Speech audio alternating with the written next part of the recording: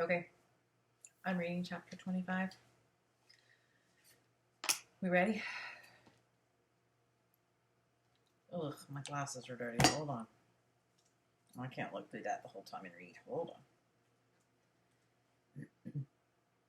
on. Gonna have to go get some cleaner here in a minute. All right. The root of the problem, chapter 25. If Peg and Peter wanted to get the locks greased in time, they knew they would have to reach the slave kitchen before nightfall. The shortest way there was through a hidden passage in the center of the palace. The only problem was that this same route took them right past the eating hall in hundreds of watchful citizens' eyes. The princess decided they should use the shortcut anyway, hoping that the nightly feast would provide sufficient distraction for her and Peter to sneak by undetected. As it happened, distractions were unnecessary. Just as they reached the entrance of the hall, Peter stopped. "No one's eating," he said. Peg strained her ears, which were not nearly so extraordinary as her brother's, and realized he was right. The glasses were not clinking. The cutlery was not clanking. The people were not chatting. There was just one voice ringing out over the crowd. "Our waiting has finally come to an end. Soon we rise up in greatness." "It's our uncle," Peter whispered. "He's giving another address." And indeed it was. The king was telling the people of his plan to take over the world, though in terms that made him sound more hero than tyrant. "Your brave ruler will lead you all to victory. We will vanquish the savage fiends of these foreign lands, helping them to love me as you all do." Love him, right? Yeah. "Hooray for victory!" the people shouted, not really knowing what all those other words meant. "Keep to the shadows," Peter said. "If the king is here, his guards must not be far off." He could smell nothing, but it didn't hurt to be cautious. Peg followed her brother, crawling behind a row of potted trees. She peered out over the hall and gasped, "Peter, they're all carrying weapons." "Who?" He rested a hand on his fishhook. "You see apes?" She shook her head, horrified. "No, the parents. They're armed." In one hand of each man and woman was a long black spear with a pair of twisted razor-sharp prongs at the tip. In the other was an enormous shield bearing an imprint of the king's face. Every time the king finished a sentence, the people beat their spears against their shields, stomping and shouting. "This is ridiculous. They'll stick themselves if they're not careful," Peg said. The king's voice rang over the crowd. "The reason I have called this emergency meeting is to update you on the events from this morning. My soldiers and I captured the evil spies, of course, but we have since learned that many more are plotting to besiege this palace. They look just like humans, but smaller, with skinnier arms and legs." "He's talking about children," Peter said. "He must be afraid they'll try to escape." "If you see one of these wretched monsters lurking about the palace, kill it without a moment's delay. It is a spy sent to assassinate your king. Don't listen to a thing it says. Just attack without thinking." "No thinking!" the people shouted. Oh, that's lovely, isn't it? I'm going to sneeze. Hold on. All the pollen outside. Anybody else's allergies driving them crazy right now? All the yellow dust everywhere. Maybe the rain will help and get all the pollen out of the air, right? Okay. Peter and Peg sat in the shadows, stunned at what they were hearing. "How can they just believe him like that?" she said angrily. Many times since escaping the mines, the princess had wondered whether these lazy, mindless adults even deserved to be rescued. This was one such moment. She reminded herself that underneath each spear-waving maniac was a loving grown-up just like Lillian. "We have to figure out a way to make them remember who they really are." Peter nodded, listening to their cries. "If only we knew how the king was controlling them," he said. Their speculation was interrupted by Incarnadine's voice. "But enough business. We have a great battle ahead of us, and tonight we feast." He clapped his steel gloves, and giant platters of hot food floated into the hall, releasing delicious, intoxicating smells into the air. Peg watched as Incarnadine took an empty goblet and raised it over his head. "Long live me!" Every citizen took up a sloshing wineglass and cried, "Long live the king!" As the people drank to their impostor king, the true prince and true princess of Hazelport melted into the shadows and disappeared through a crack in the wall. Can't you fly a bit faster?" Sir Toad said, squirming, "and ease up with that grip while you're at it." Would you prefer I drop you? Simon had Sir Toad by the scruff of his neck and was flapping his wings with considerable effort.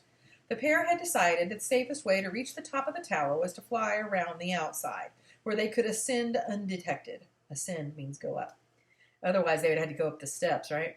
Sir Toad's hooves made him significantly heavier than he appeared, and Simon was forced to make the trip in multiple legs, stopping to rest on whatever outcropped stones he could find.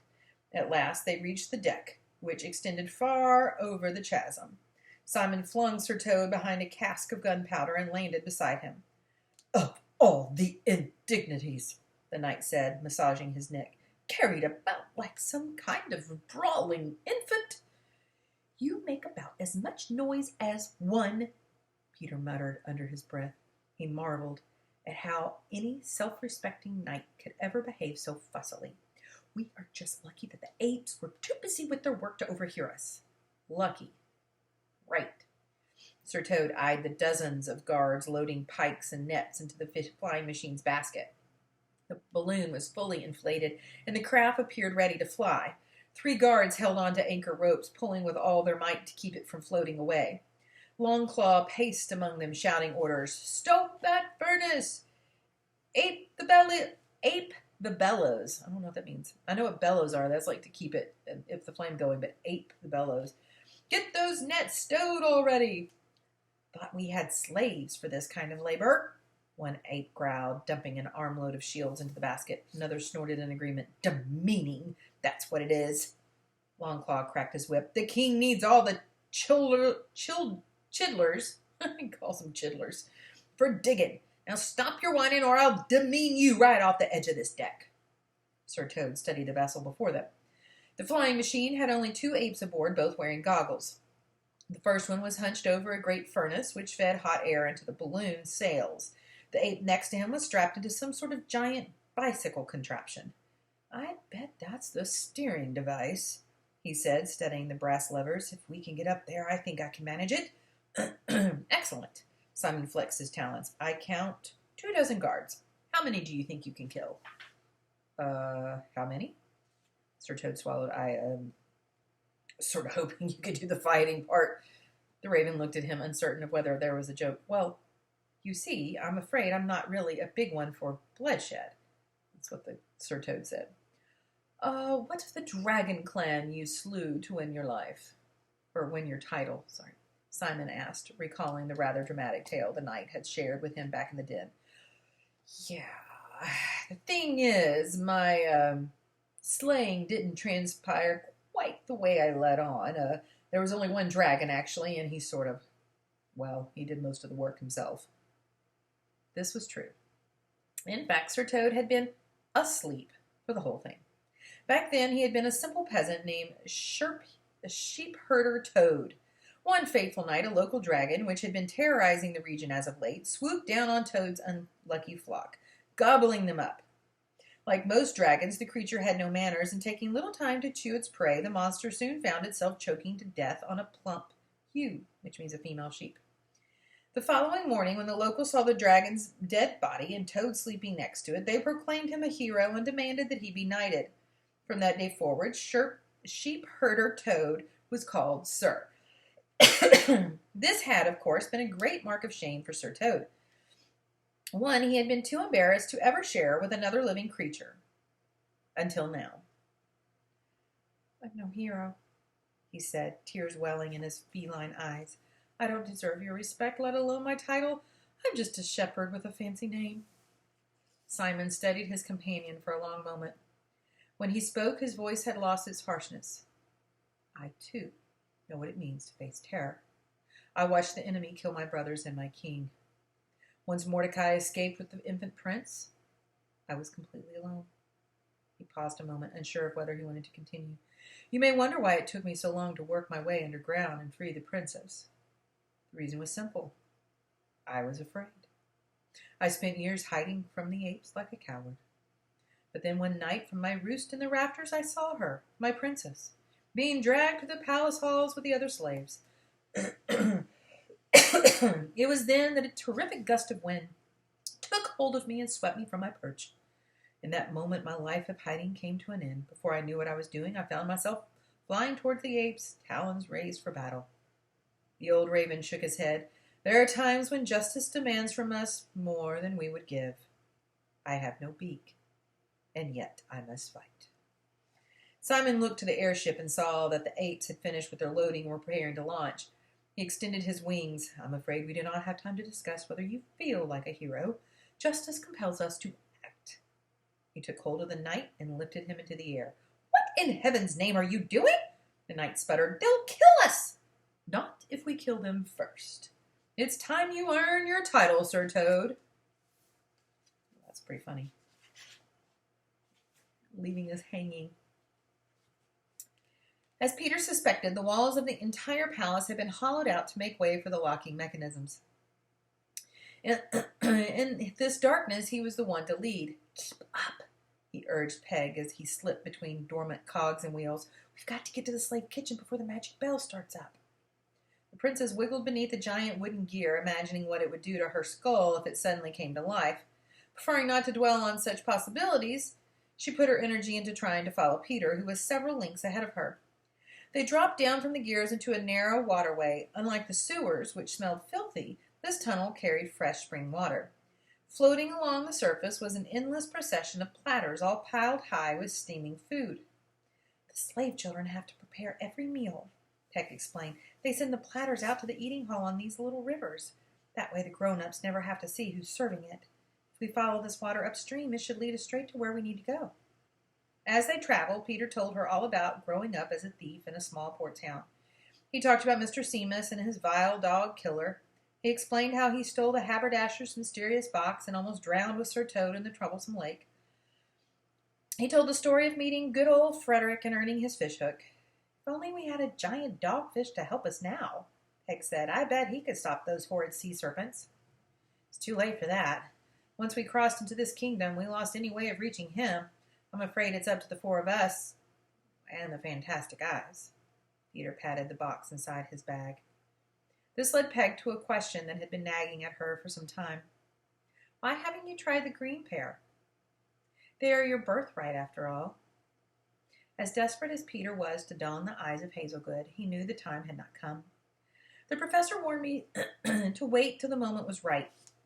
That's good enough for me, he said, with what could only be described as blind faith. The princess gave no immediate reply, but Peter heard her mutter something to the effect of, I sure hope he's right. When Peter and Peg reached the slave kitchen, they found it overrun with apes.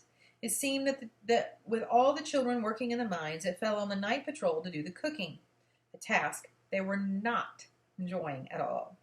The air was filled with frustrated snarls and shouts of, Get your paws off of my souffle! And I'll whisk you if you don't hand over that mixing bowl. With so much ambient chaos, Peter and Peg had little trouble sneaking to the scouring station. Her Majesty dipped a stray goblet into a large wooden barrel and came up with a cup full of yellowish grease that smelled faintly like earwax. Slug lard, she said with a smile. They use it to clean the pans, just the thing for rusted shackles, I'll bet. She threw her brother the goblet, which he caught and stuffed in his bag. With the help of a rolling dish rack, the two children managed to sneak to the kitchen service entrance, which led to the mines directly below. But when they reached the small tunnel, Peter stopped. There's something wrong, he said, smelling the air. He pointed to a workstation where completed meals were being placed into the water. A Sioux ape, wearing a leather apron, was hunched over the food, applying generous dustings of black powder to all the dishes before sending them off. What's happening over there? Peg, who was nervous about being detected, gave an impatient sigh. It's just an ape putting a seasoning the king likes on all the food before it's sent out. Come on. This seasoning was the bitter flavor Peter had detected his first night in the palace. He puts it on all the food? The boy asked, rolling the dish rack closer for a better whiff. There was something familiar about the odor, something he had smelled many times before on the docks in his port town. His face lit up as he realized the secret to his uncle's power. I know how the king's controlling the adults. He's using Devil's Drum. What's that? Peg asked, alarmed. It sounds like poison. Peter shook his head. It's a special root that you grind up and mix into tea. In the town where I grew up, sailors used to drink it to forget the horrible things they'd seen. It makes your mind weak, sleepy. The effects wear off pretty quickly, which means you have to take it several times a day. Like at every meal? She said, suddenly understanding. Can we stop it? So long as the adults keeps eating the stuff, they'll never remember the truth, Peter said. He pushed her bag behind his back and flexed his fingers. Might be able to swap the powder for something else. First, I would need some kind of distract. Before that boy could finish, his sister leapt from behind the rack and jumped onto a counter. Hey, apes! She cried, knocking 2 pots over her head. Come and get me, you ugly goons! Apes looked up from their duties to see the girl who had bested them only that morning. They dropped their utensils and charged for her. The princes ran to a stove and kicked over a cauldron of butter soup, scalding hot and very, very slippery. The first ape to hit the puddle slipped and crashed into the floor. The rest of the apes slipped and crashed into him, and pretty soon the entire kitchen was awash with buttery, furious primates. Peg jumped from counter to counter, hurling insults and pots at the apes, drawing them farther away from the seasoning station. Peter knew better than to waste such a valuable diversion. While the bees contended with the princess, he ran to the Drevil's drum. Fast as his hands would allow, he emptied the black powder into the trash and refilled the shaker with ordinary pepper. He felt his way to the rear tunnel and hid in the shadows. A few seconds later, Peg caught up to him. Good work, she gasped. She took his hand and pulled him down a slug chute. Now, let's get to the mines. I'll bet Sir Toad and Simon are halfway to the deserts by now. As it happened, Simon and Sir Toad were exactly where we last left them, atop the tower, flying over a horde of deadly apes, only now the apes were trying to murder them. It's a ruddy raven! Longclaw roared upon spotting the intruder. Slaughter it! His guards instantly dropped what they were doing and rushed to attack. Simon flew this way and that, trying his best to dodge the assault. Higher! Fly higher! Cried Sir Toad, who was dangling from the bird's talons. I cannot carry you any longer. Simon squawked. It is time you fight! He loosed his grip and sent the knight hurling into a pile of nets aboard the airship. You ready the sail, Sir Toad? I'll free the moorings. The bird flew into the open furnace and emerged a moment later with both talons full of hot coals. The pain was incredible, but Simon did not falter. So he was carrying these hot coals from the fire. Yikes! He circled around the deck, dropping the fire on the 3 apes holding anchor. 2 of the beasts howled, releasing their ropes to swat embers from their eyes. The 3rd ape held his rope fast and slid right off the platform as the flying machine took to the skies. The ship had been liberated, but there were still the pilots to contend with. Simon swooped aboard the basket, talons out. Though strong, the guards were unaccustomed to aerial combat, and every time they swiped at the raven, he zipped between their clumsy paws. Sir Toad, it's time! He called, flapping backwards to avoid attack. Righto! The knight hollered. Just one moment. He had gotten his rear hoof caught in the pile of netting and couldn't pull himself free. Not that he was sure he wanted to. He watched in awe as Simon battled 2 bloodthirsty apes at once.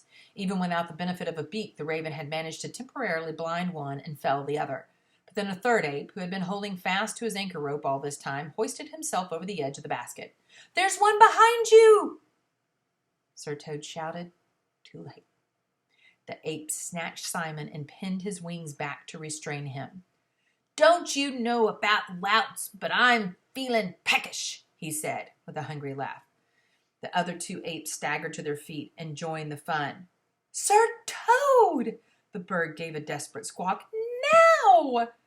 The knight was too scared to answer. He was too scared to think. He was too scared to breathe. He could only do one thing.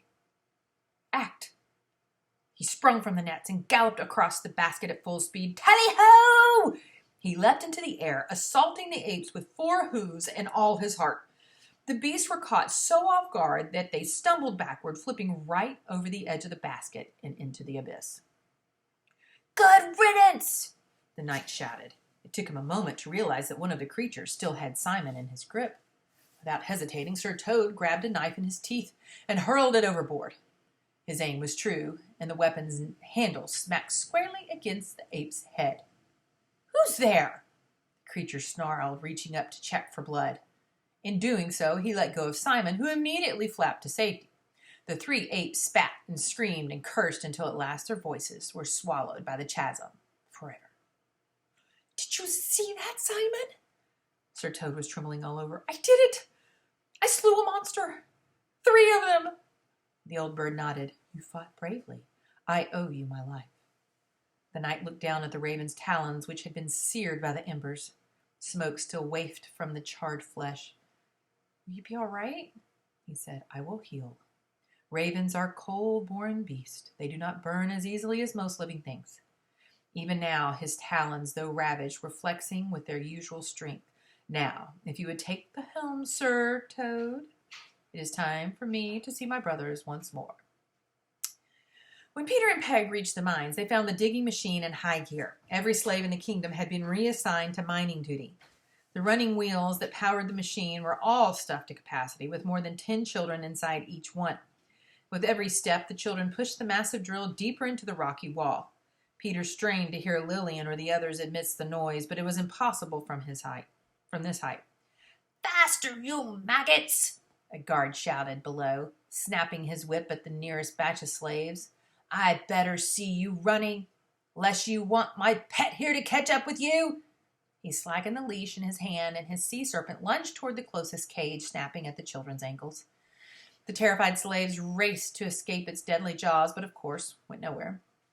Peter listened to the scene with interest. It sounded like the sea serpents had somehow managed to widen the moat and could now almost reach the back wall of the cavern. The rest of the floor was covered in puddles, which he could hear splash every time the apes moved. "Do you see water flowing in from anywhere?" he whispered to Peg.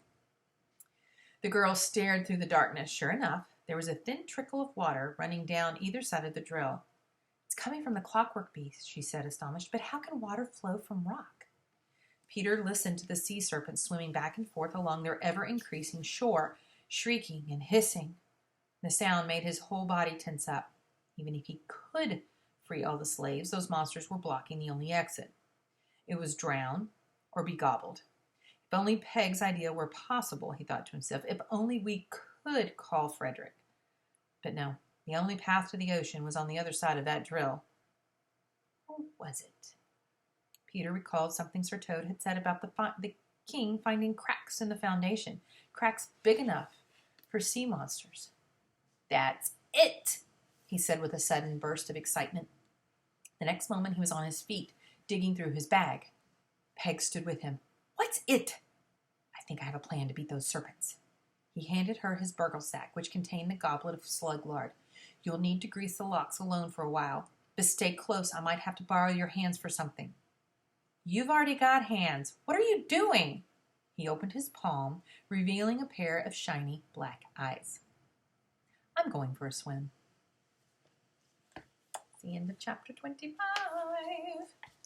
Next time we'll read 26 and 27 because they're both short. Okay? Oh yeah, see, real short. There we go. That was it for chapter 26 and 27. All right, later, Gators.